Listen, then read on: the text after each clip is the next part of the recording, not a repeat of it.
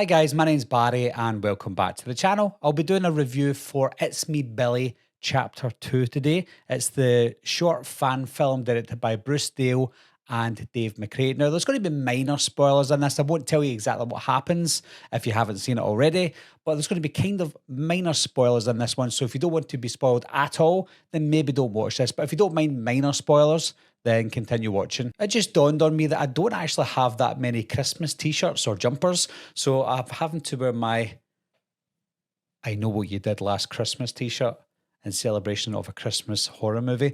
This is a t-shirt that I made myself, guys, so if you want, you can buy it at my Spring store. I'll try and leave a link somewhere if you want to pick it up. We pick up where the last chapter left off, and if I'm being completely honest, guys, this was a fantastic, seamless transition from chapter 1 to chapter 2. It honestly looked like it was filmed at the exact same time. I know that it wasn't, but that's how great this looked. It even felt like it was supposed to be the same movie. Of course, it's a different chapter, but it felt like it was the same movie I was watching from chapter 1 to chapter 2.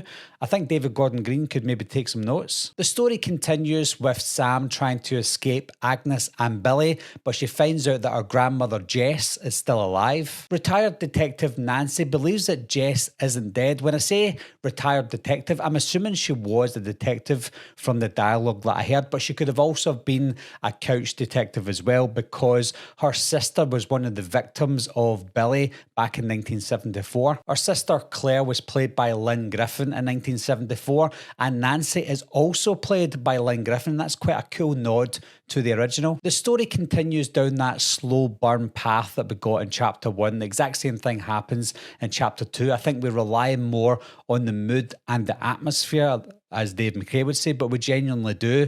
The mood and the atmosphere is what keeps us on the edge of our seats. The lighting and the cinematography was even better in this one than the previous one, and that's all thanks to the hard work from Gregory Bennett, who returned from chapter 1. The acting was great from absolutely everyone. I did mention that about chapter 1, that the acting in chapter 1 was utterly professional. It didn't even look like a fan film, and it's the same thing here.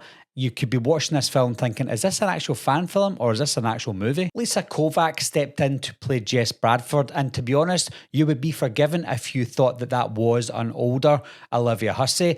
Olivia Hussey was supposed to play Jess, reprise her role as Jess, but she had to pull out just before filming, unfortunately. So Lisa Kovac was brought in to play Jess, and she gave us a commendable and believable performance as an older Jess. I love the double act of Billy and Agnes, Agnes being the brains of the operation and Billy is the brawn. It was also great that we never see what Billy actually looks like. He's always been hidden in the shadows or the darkness, and again, that's all thanks to the cinematography. There was a scene near the end of the film, it doesn't spoil anything, but there's a scene near the end where Sam picks up this axe, and the way she stands and the way she's looking up the stairs, it tells me that she's saying, I'm not running this time. And I feel like that is a tribute to Halloween H2O, because we all know that Dave McCray loves Halloween H2O.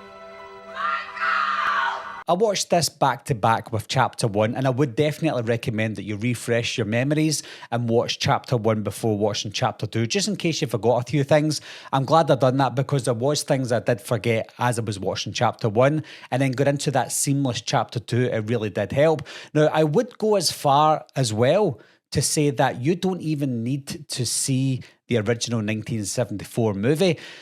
The way that this film plays out, the way chapter 1 and chapter 2 plays out, it's almost like its own contained storyline, where it gives you a little bit of breadcrumbs of what happened in 1974, but you can kind of pick up the clues as you go on with chapter 1 and chapter 2. I don't know if that was intentional by Bruce and Dave, but it's something that I've been thinking about, where you don't actually need to see the original movie. Of course, I would highly recommend it, because there are some Easter eggs in this, in chapter 1 and chapter 2, that you wouldn't understand unless you've seen the first one. And I'm sure Bruce and Dave would also recommend that you watch the first movie, because after all, chapter 1 and 2 is a tribute to Black Christmas. Overall, guys, I loved it. I absolutely loved it just as much as chapter 1. I don't know what one I would like better, 1 or 2.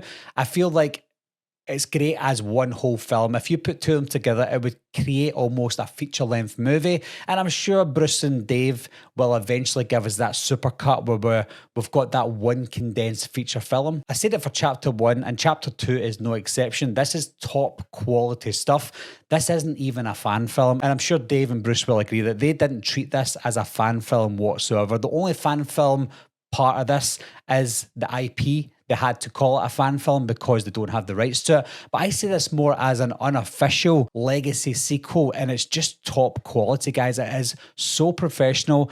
It doesn't look like a fan film whatsoever. And as I was watching it as a movie, as an actual professional Hollywood movie, an official sequel to Black Christmas, something that we had never gotten before. And it is so bizarre that Black Christmas is a film within the horror genre that is held in high regard, and it never spawned a franchise. That might be a good thing. It might be a bad thing. I don't know. But it's good for Bruce and Dave because they get to do their own legacy sequel, something that we'd never seen before. And I'm glad they've done it because it kind of closes that chapter that was never closed 50 years ago. So if you've seen It's Me, Billy, chapter 1 and 2, guys, what do you think of it? Do you think it's a great conclusion to something that we had never seen before? As always, leave your comments down below. Let me know what you think, and I'll talk to you soon.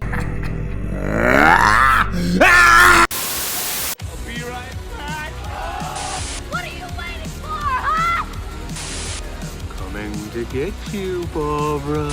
Ever played Skin the Cat? Someone's in the back!